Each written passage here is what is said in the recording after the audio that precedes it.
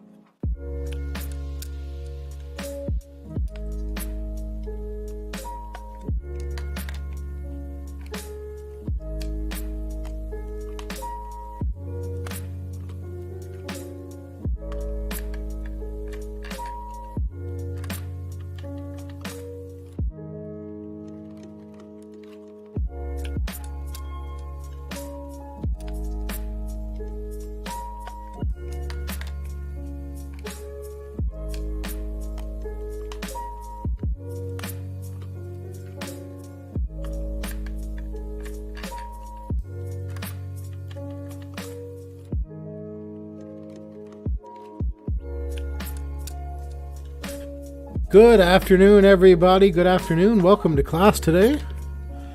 Welcome to class. Thank you for joining me, whether you're watching live or you are watching the recording. That is doing the wrong window. Don't know why that got flipped around here. Let's fix that real quick.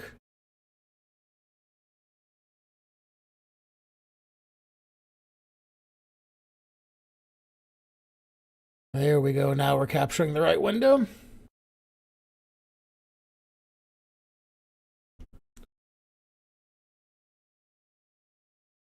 Welcome to class today, everybody. We got a decent amount of stuff to do today. We are starting the next module today, which is going to be about jQuery. So basically this week we're going to get kind of started looking at jQuery. Next week we're going to do a bunch of examples. This week we'll do some little examples just to get us kind of started and make things happen.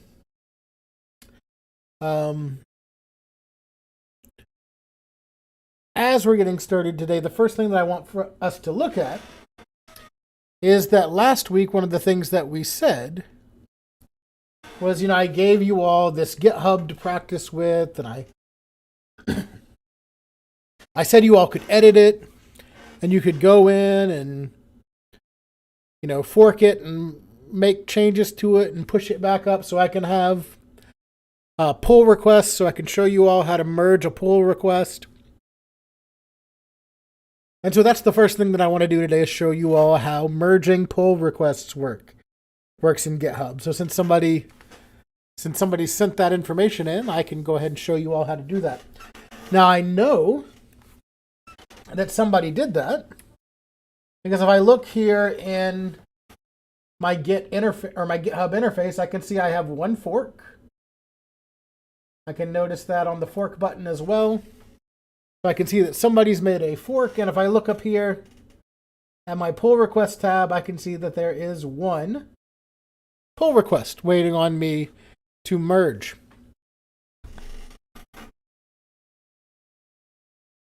And so as it stands, if I click on my code here, I can see that my code is the way it was. It was the way it was last week. But I can go here to the pull request and see where somebody sent the pull request, and I can see, somebody added their name to the file. So I can click on that. I can see that they've done that. I can look here at the commits tab here, see have a look at the commit, determine if I want to add that into my code base or not. And if I do, I can choose to comment and just leave a comment to where maybe they would, make some changes or do something different. I can approve it, or I can ask them to fix things. Right? So we can just approve that. And so now it says that the changes were approved, and we can merge the pull request. And so I'm just going to click that merge pull request button there, and we'll show you that again because I did that kind of quick. So now that I've approved it, I've approved the changes. I can click this big green merge pull request button, and I could technically do that without without approving it. So I'm just going to click merge pull request here and confirm the merge. And so now that code has been added to my primary code. So if I go back and look at my index now, one of the things that I can see is that I have 3 commits here now, and we can see that one of the commits was the one made from the other user. I have a commit here where I have merged the request. And if I click on the index here now, you can see there's the person's name added to the file. So it's there now. And so we can update that, and everybody would be able to, have the most up-to-date version of that code now that it is merged into the code base. And I can look and I can see the changes. I can see what was added.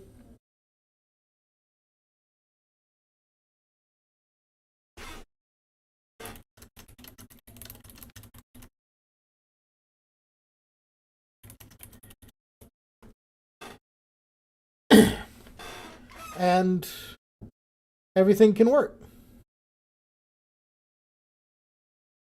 And so that's how we got the pull request from last time. You know, if you go back to last week, I went through the process of how we fork and clone and change and push and all that kind of stuff. From this point forward, everything we do in the live class when I do code, I will push back up to GitHub. So to go through the process, so we'll be going through the process of creating a new GitHub and adding code to a new GitHub pretty much every single week. Maybe not every single week, but almost every single week for the rest of the semester.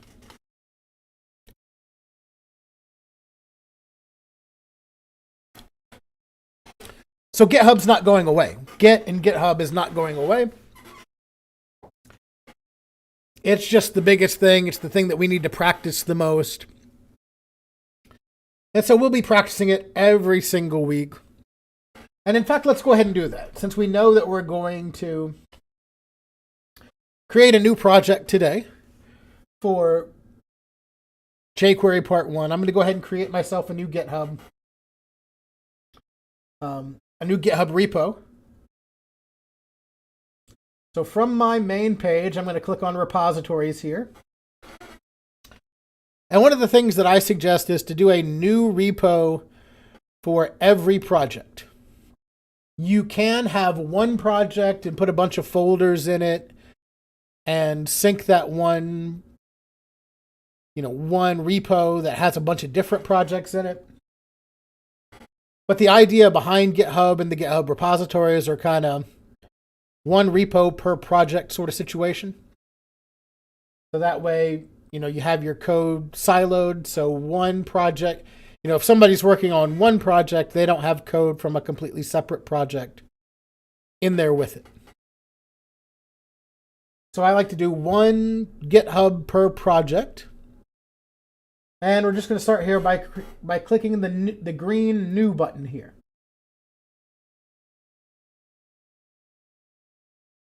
And so it's going to create a new repo.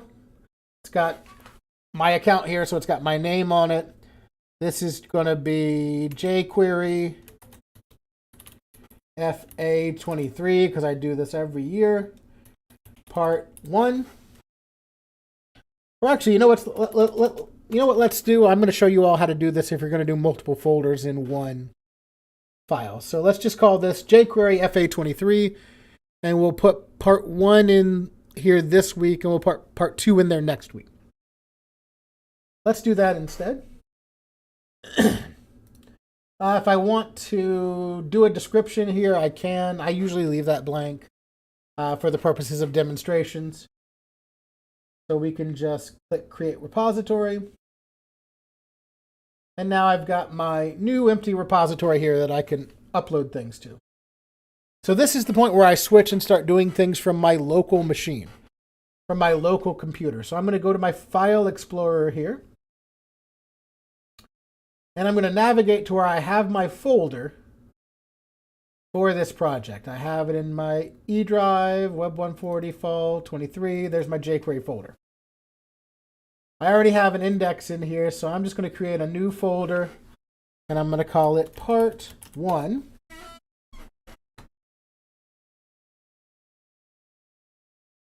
And I'm just going to drag this index in here now.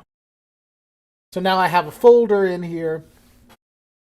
And so one of the things that you all learned as you were doing your Git questions and going through the Git material is that if the parent folder has Git initialized in it,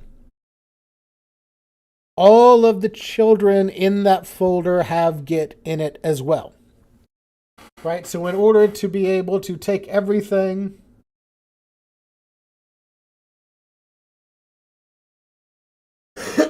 yeah, for new projects, you're creating that on your machine, so it would be on your desktop. So if it's a new project, the folder should be on your desktop, and then you would send it to GitHub. If it is a previously created project, then you would, do what we did last week where we forked it and cloned it and pulled it down. So everything that we do to create a new project is on our desktop.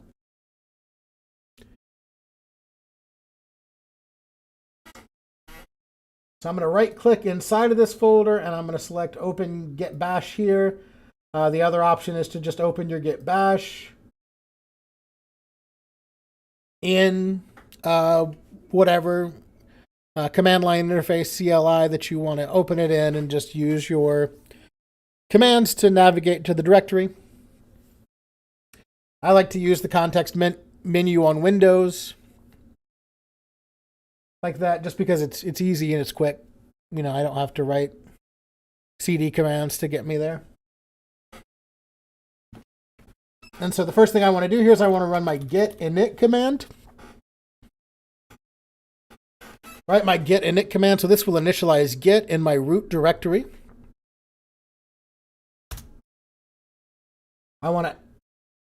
So it initialized an empty git repo. If we go to our desktop here, where we were putting our folders, we can see I have a .git hidden folder here now. Remember that I have hidden folders turned on so you can see them. If you have hidden folders turned off, you might not be able to see it. You just in Windows, you can just go to View and then select Hidden Items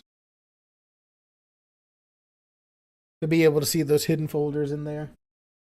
The next thing that I want to do is I want to be able to take everything in this folder and add it to a commit.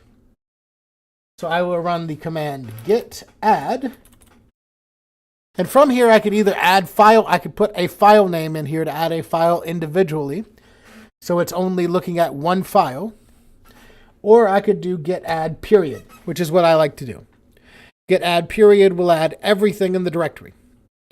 So this will add the folder and all of the children of that folder, which in this case is an index.html file.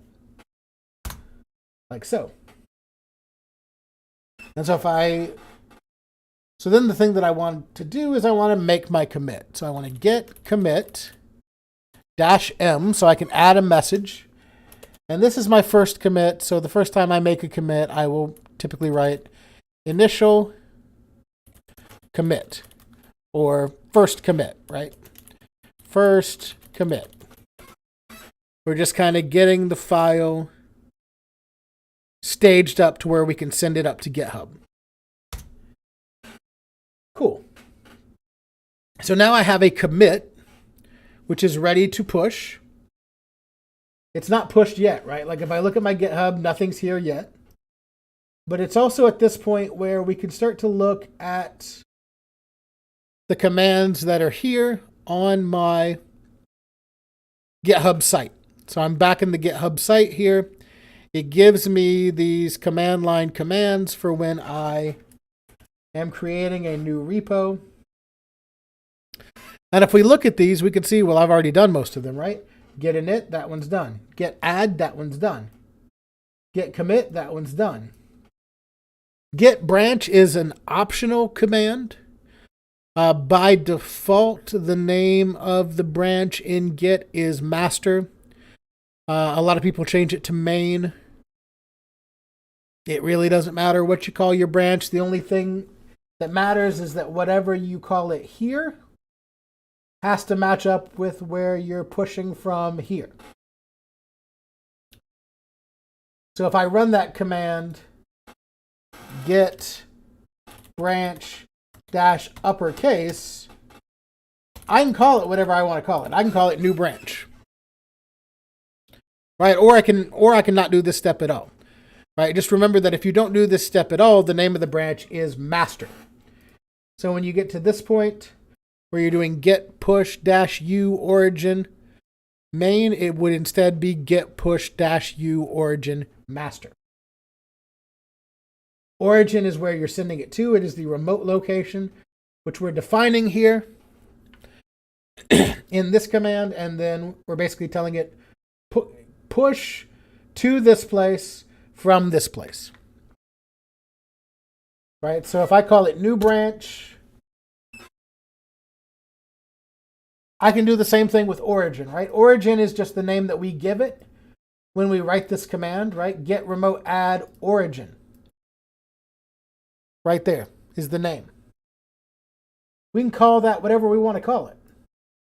Right? If we don't want to call it origin, we can call it whatever we want to call it, right? Like if I wanted to type get remote add O and then paste in my URL to my GitHub.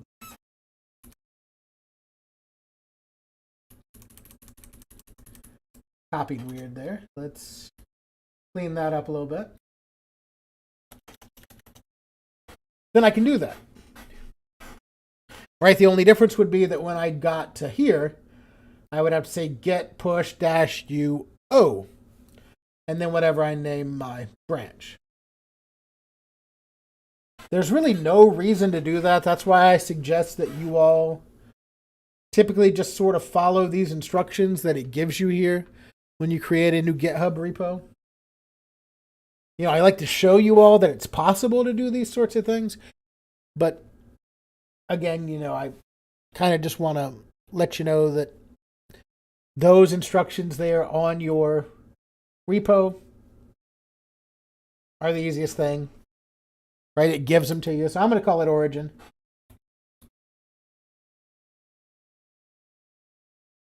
And we'll hit enter there. Now it's added my remote origin. So now I can get push origin. And I called it new branch here. So instead of main or master, I have to call it new branch. Right, remember, you can call it whatever you want. Doesn't matter. There it goes. So now if I go here and I refresh my GitHub now, I can see I have my part 1 folder. In my part 1 folder, I have my index.html, which is ready for me to work with it. Right, so now I have a copy of my code on GitHub. I can come in here and I can see my commit log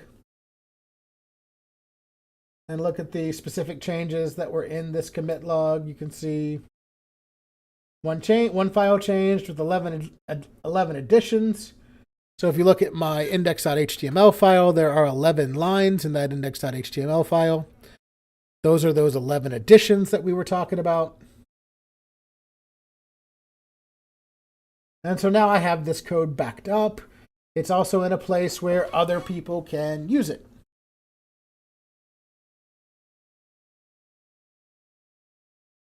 They can fork it, they can make changes, they can send back the pull request, and I can choose to approve them or not, right?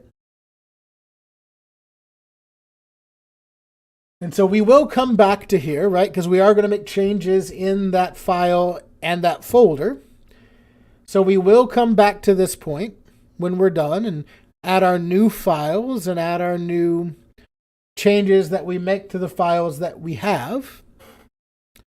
So we're not done with this yet, but it is just going to hang out for a minute.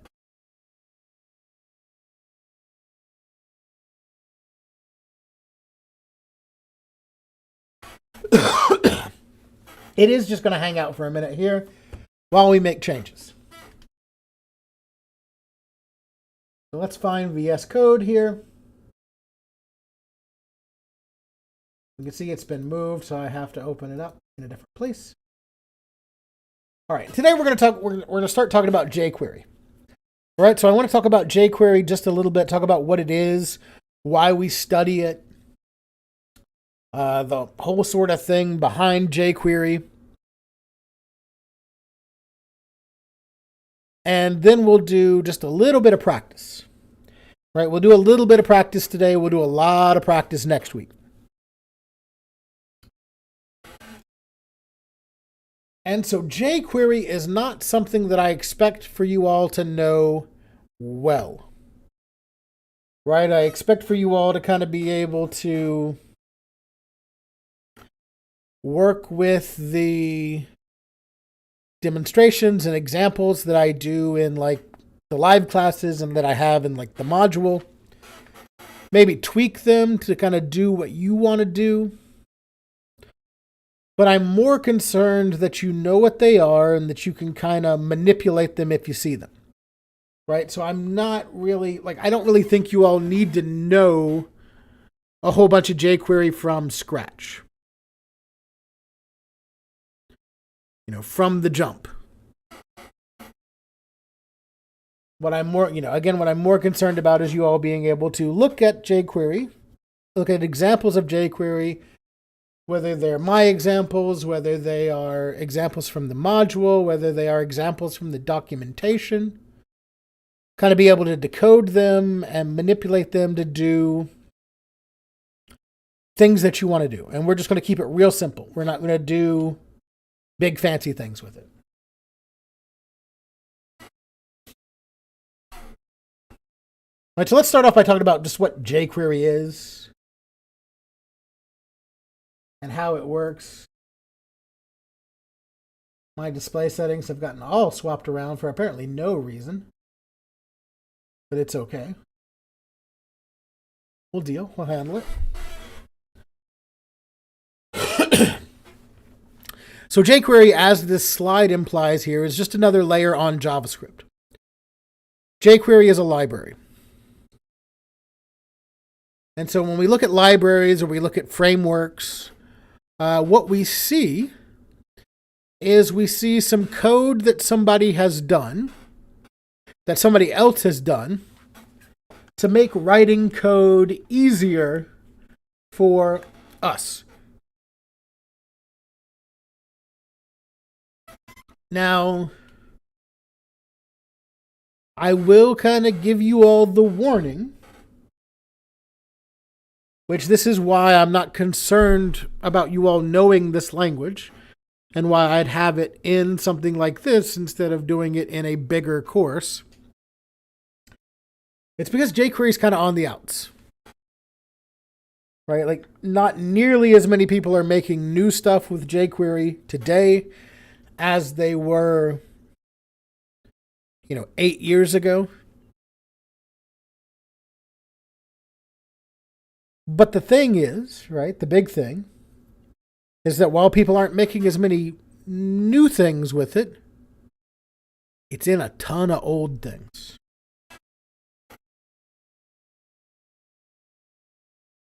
It's in a ton of old things. And so if you get a job as a webmaster or, working for a company, working with their websites, it's highly likely that you will encounter a system that has jQuery in it.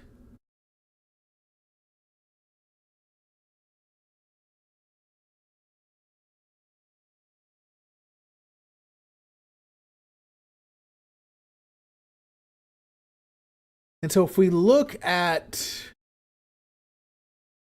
jQuery usage statistics from Built With,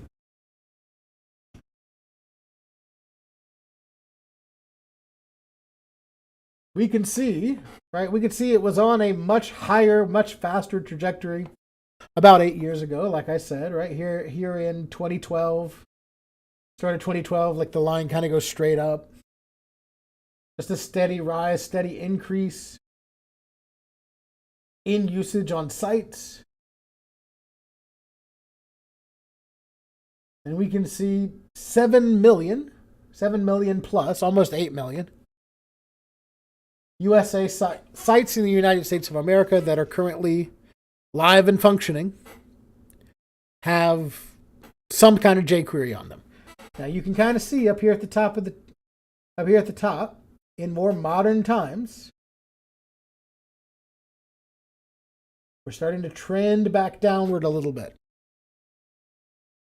But 7 million is a lot. So it's highly likely that you'll encounter a site that has this on it. So again, what I want you all to be able to do is just be able to read it, see it, understand it, know what it is when you see it. And maybe you want to throw it out and get rid of it and just use regular old JavaScript or use something else. Or maybe you want to work with it and edit it and fix it. right? Those choices are up to you. I still teach it though, again, because, I mean, look at that line graph. So the slogan of jQuery is write less, do more, right? Somebody else has written a bunch of code and they've put it in a file that we can access that allows us to write less JavaScript in general when we are creating sites. The structure of it is a little bit different, right? One of the things that I've showed you in the module with different examples are what something looks like in jQuery versus what something looks like in regular old JavaScript, right? And now in more modern times, people are starting to go back to just using basic regular JavaScript because it's more performant. It's faster, right? If we have a file that has a bunch of code in it that has to be accessed for our code to be able to work,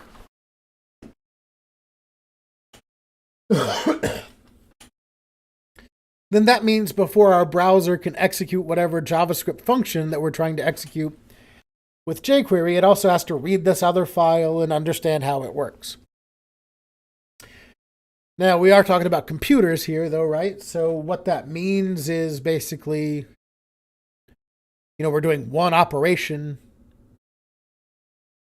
Like, even though it's taking longer, we're talking about maybe 40 milliseconds instead of 7 milliseconds. Right? We're still talking about very fast speeds. So jQuery is found on jQuery.com. We'll look at that website here in just a moment. It's a bunch of predefined JavaScript objects and methods that are designed for us to use. There's also a mobile library and a CSS, a set of CSS predefined styles. We're not going to worry about those for our purposes. Right, so in fact, let's just have a look here at jQuery.com. jQuery.com, here it is. When you go to jQuery.com, this is the homepage. If you look here, we see there's a jQuery UI. We see there is a jQuery mobile. We see there is a sizzle. We're not going to worry about any of those for the purposes of this course. So in order to get and be able to use jQuery, I need to access the file. And so you can see this big orange button here. It says download jQuery 3.7.1. If I click that button, it's not going to download a file. It's going to take me to another page. And that's fine. Because for our purposes, we're not going to want to actually download jQuery here. We're going to want to use what they call the CDN, or Content Delivery Network. And so if I scroll down the page here, I can find using jQuery with a CDN. CDN, again, is Content Delivery Network. It is a file hosted online by a company that just lets you do that. So why would I choose to use a CDN versus downloading the file and saving it to my project?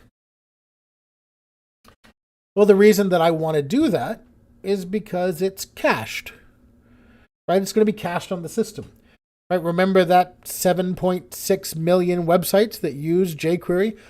Most of those use the CDN. If I tried to use the file and put it up on my own server, that's a file my user is going to have to download and run on their own machine before it's going to work. I mean, imagine if all of those sites required you to download individual copies of jQuery as a part of getting the site to load. That would be miserable. But we could use one of these CDNs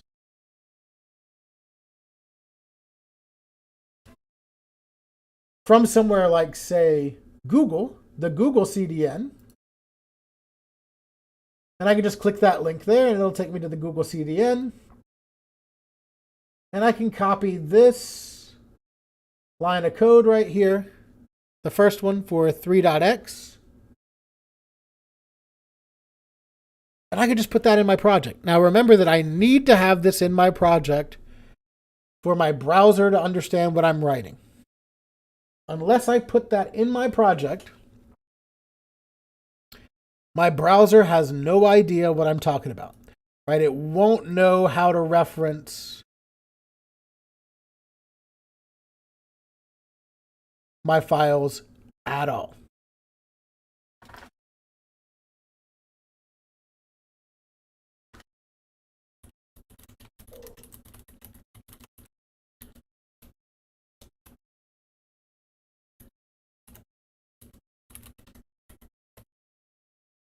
So I'm going to copy this script.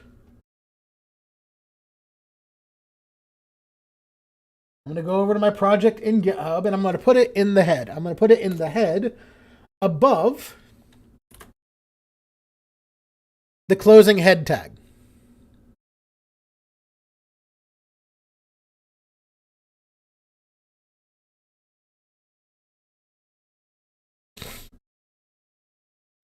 I'm going to put it in the head above the closing head tag. And so now when it loads that file, when it loads my HTML file, it's going to load this CDN jQuery script. And since it's a CDN, it's going to find it in my cache. It's going to know that it already exists. Because it's going to be like, oh yeah, I got that file from this other website. It's right here. We can use it from here. We don't have to download it again.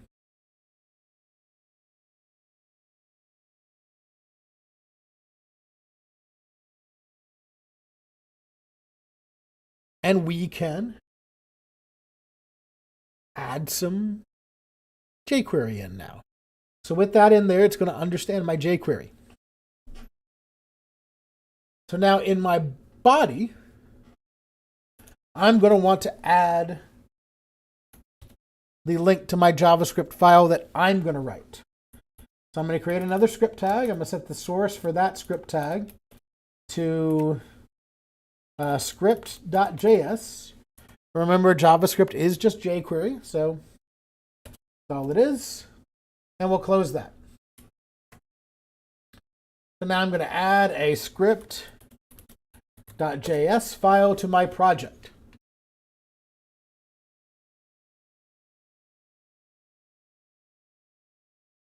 Now, what's great about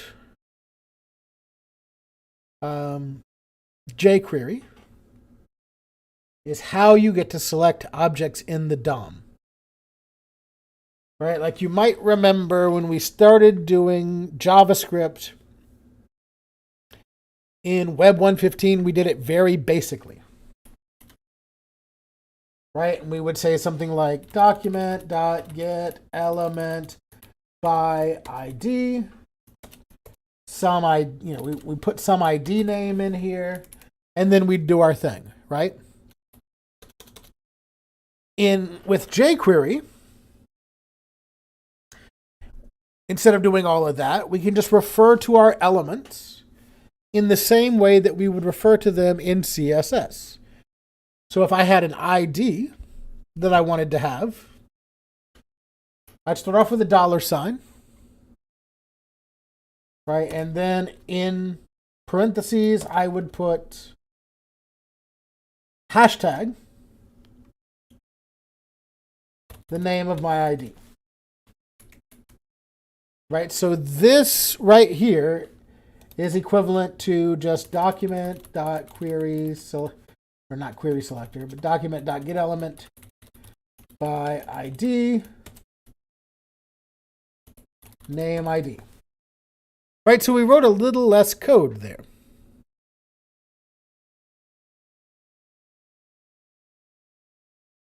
So let's add some stuff to our HTML And let's write some jQuery that will manipulate it. Right? Just do some simple examples.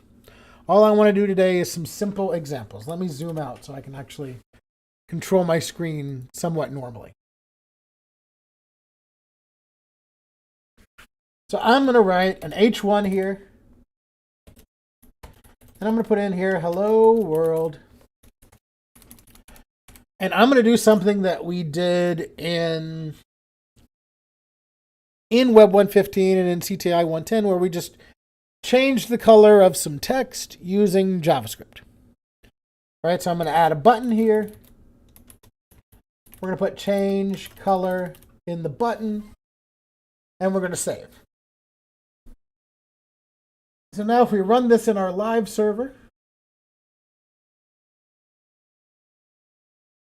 we see we have a hello world, and we have a change color button. So I want to be able to change the color of this font here.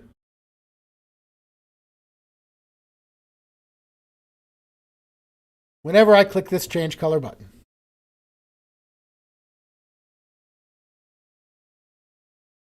So if we were doing this in JavaScript, we would do something like document.query selector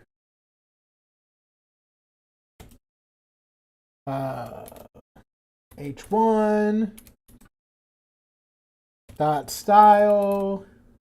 You know, we'd start off by writing a function, right? That's one of the things that we'd do. So we'd say function change color. And so let's start out by doing it in regular old JavaScript, and then we'll change and we'll do it in jQuery. So function change color, document.query selector h1 dot style dot color equals red. Let's just change it to red. We might do something a little bit fancier with it. And then we would add an event listener where we would say something like document dot, or no, we do it on our button. Yeah, so we do document dot query selector button dot add event listener click change color. Right, we'd do something like that. And so that's plain JavaScript.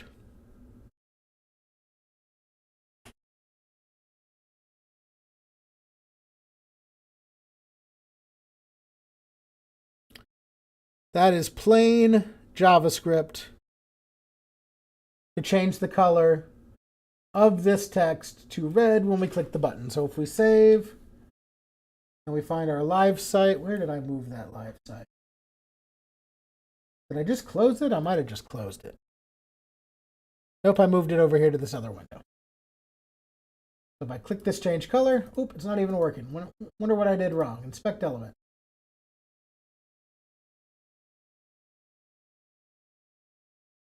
Click is not defined.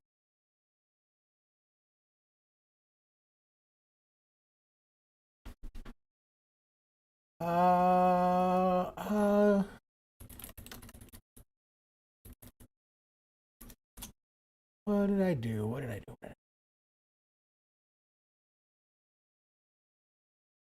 Because it's the type.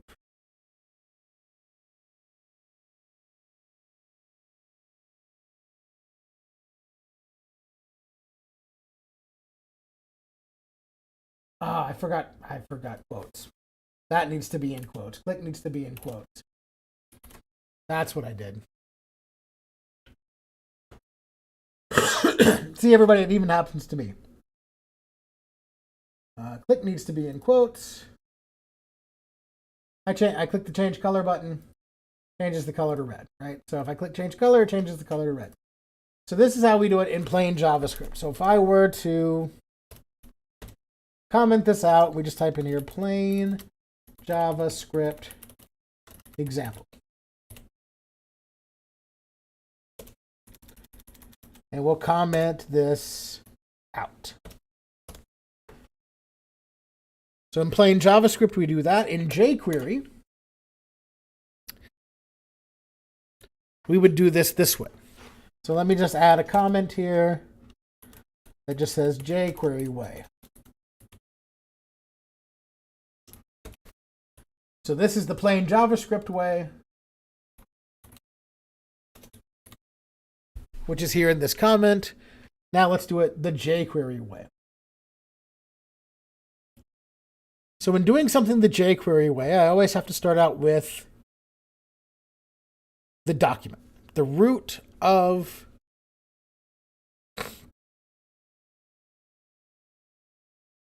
the site, right? Because the thing about jQuery is that jQuery works with the DOM.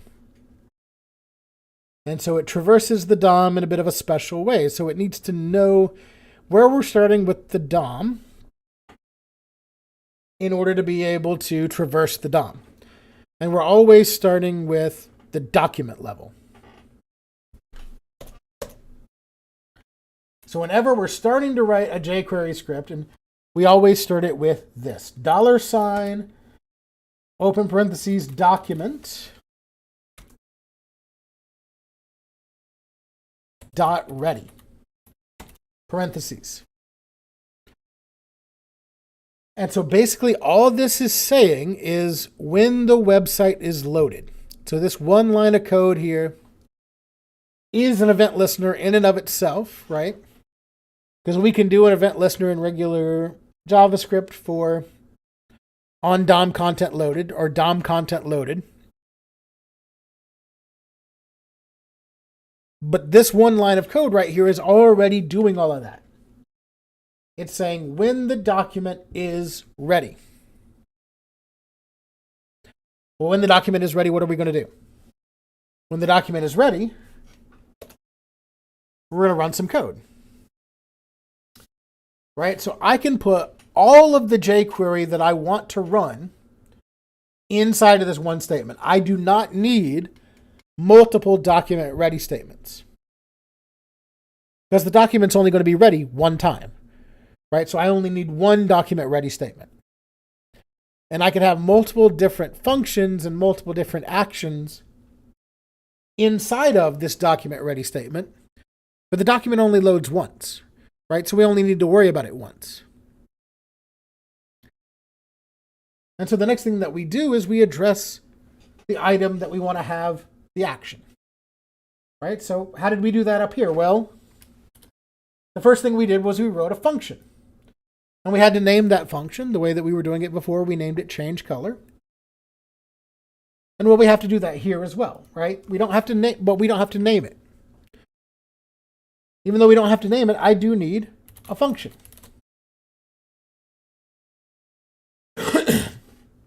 So I can type in the word function, put open and close parentheses to show what I'm about to do is a function. And then add some curly braces to that to outline my function, just like we would do with a vanilla JavaScript or plain JavaScript function.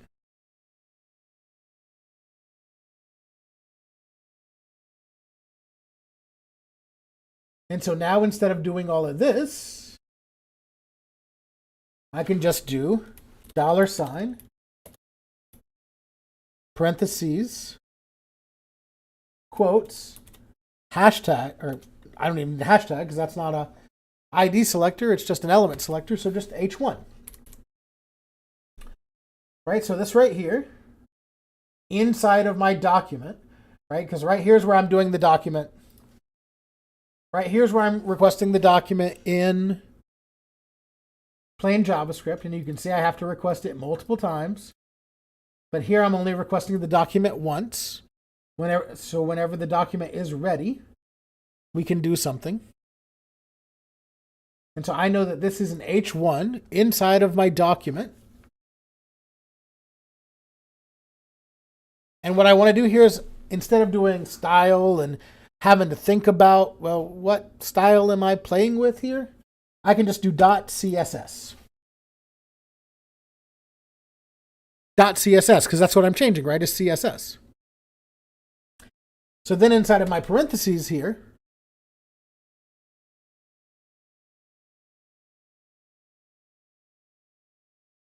I can put the rule that I'm changing, which is color, and red.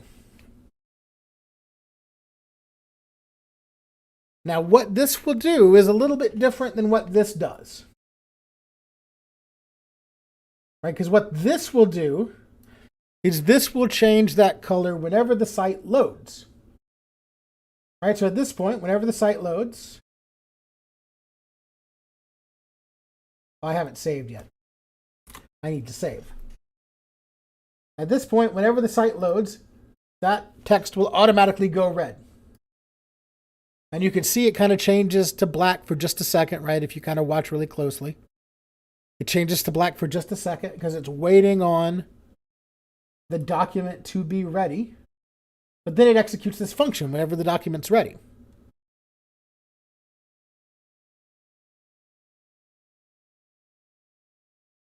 So we need it to listen for the button to be clicked, so it's exactly like this. Well, in order for us to do that, we can add a button click to this. So I'm going to remove this function. I need this function to be put inside of a button click.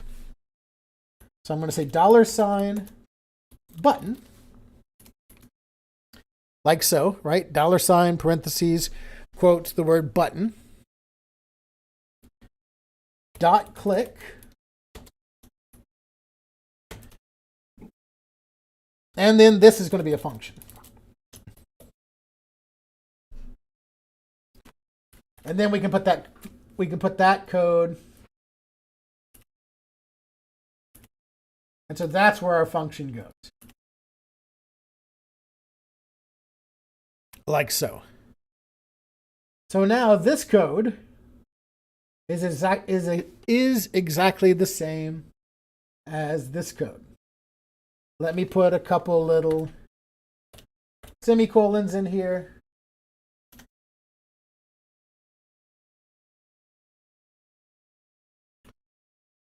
To clean it up.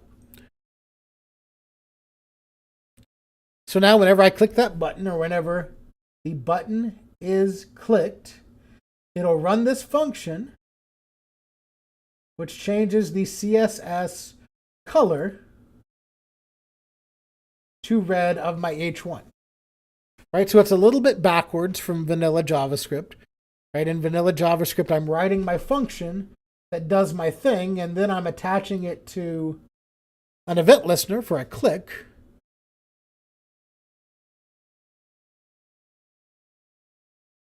But in this case, it is all more well contained. It's all right there.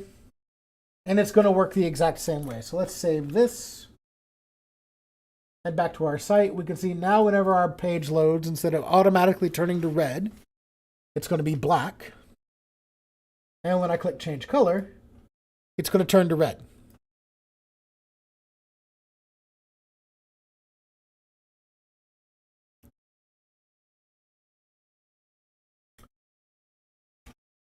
Now, what if I wanted it to change and toggle back and forth?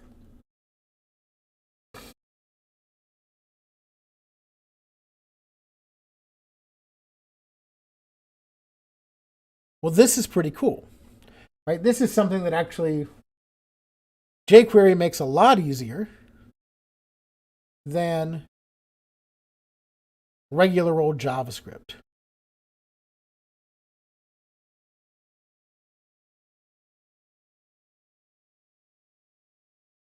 Because in addition to being able to set CSS here, I can also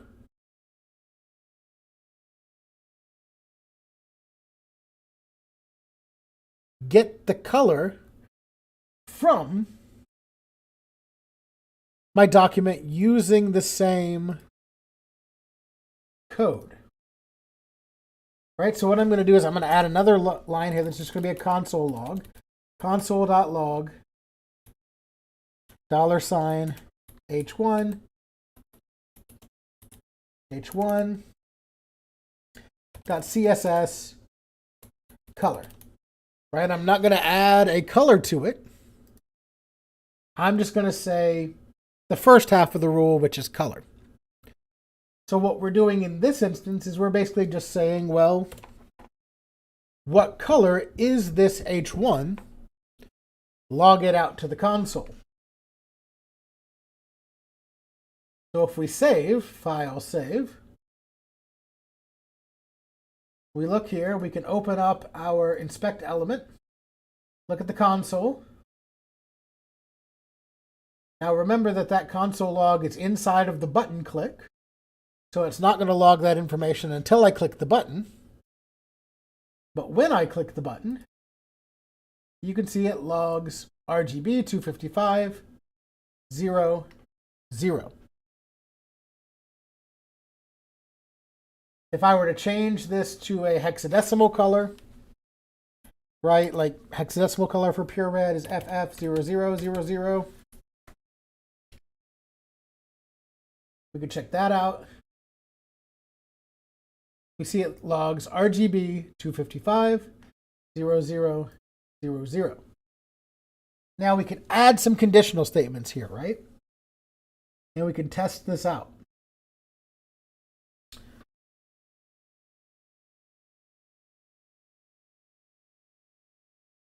So we can write, say, if,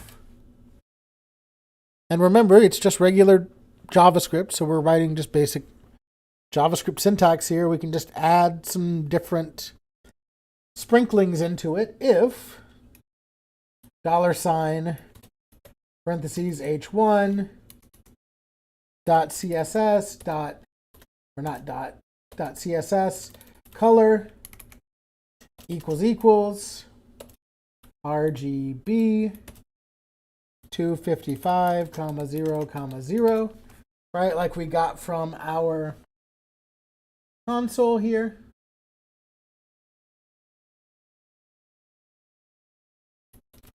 Then we can console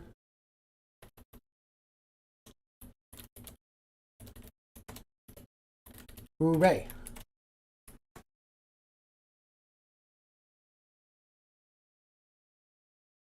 Right, so now we click the change color button and we see we get hooray in our console here. So that's how we can kind of toggle colors back and forth. So what if we said, if it's not equal to RGB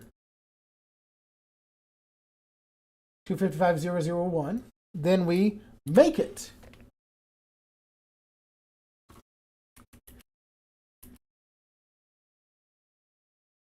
red. Else, we can make it black. So we can turn it back black. Let's do hex 000000.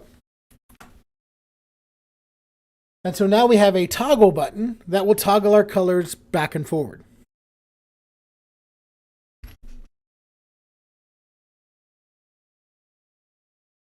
So we click it, it changes to red. We click it again, it changes back to black. Because it knows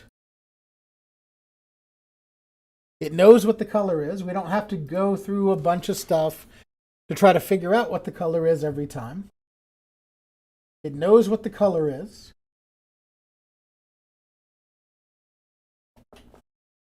Right, like remember in the past when we were trying to do this with the old way that we did stuff, we would have to add another button, add another function, right? And there are other ways that we could do this with conditional logic that, you know, we haven't talked about yet in any of our classes. We'll talk about it in Web 2.15 for those of you who are in there.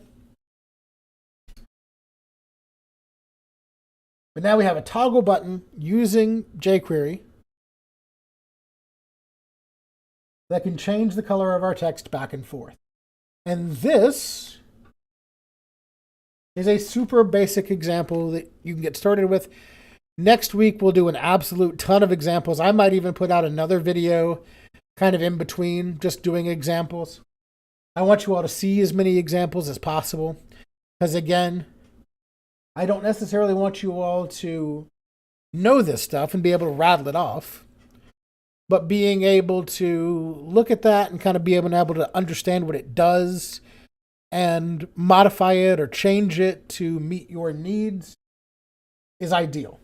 All right, so now let's get this code back up to GitHub. If I switch back over to my Git CLI, it's in that root jQuery folder. So I just need to do so Git's already been initialized, so I don't have to do that again. I can do git add period, git commit -m, added simple jQuery font color toggle, git push origin new branch, because remember that's what we called it. So now if I go back to my GitHub and I refresh, I see I have 2 commits now. I have a part 1 here, and now I can see I have my script.js here. And I can see that my jQuery is in here. And so remember that another one of the things that I want you all to do is to put these on live sites. So I'm going to put this live on a GitHub pages. So remember, in order to do that, we go to settings. Then we go to pages.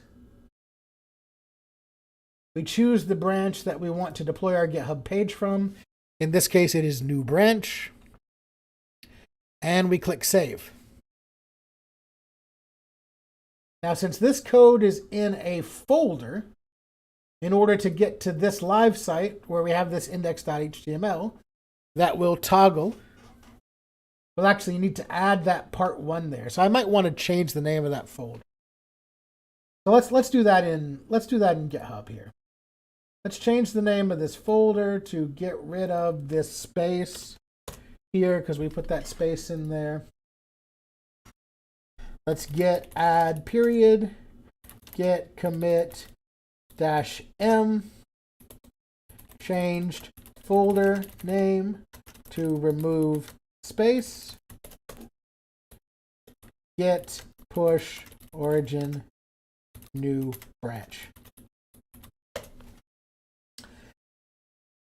And that's one of the great things about the GitHub pages too, when you use that, is that when you push changes like this, it will automatically update the live page. It's just using the code that you have in GitHub to host that live page. So it's easy. So now when I refresh, you can see now it's just called part 1 with no space. You can see change folder name to remove space. If I go into settings here, let's see if my GitHub pages URL is done yet. It is not quite done yet.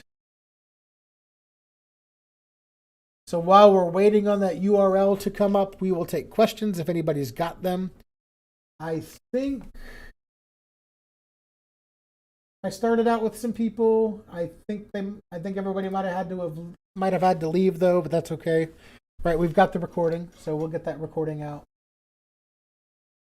to everybody.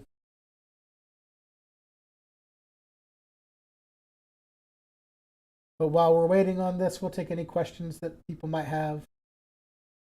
Right, we can see my URLs here. If I click that URL, there are no files on that, right? It's just the folder. So I would actually have to put that part 1 in here in order to get there.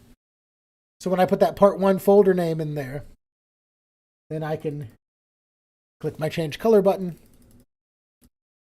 and everything works. Beautiful.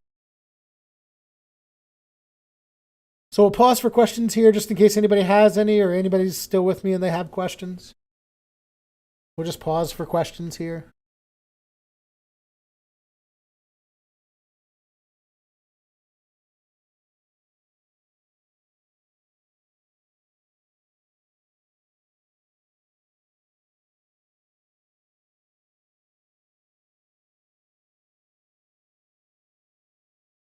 Again, I might put out a video maybe around the end of the week Maybe Friday with me just doing more examples.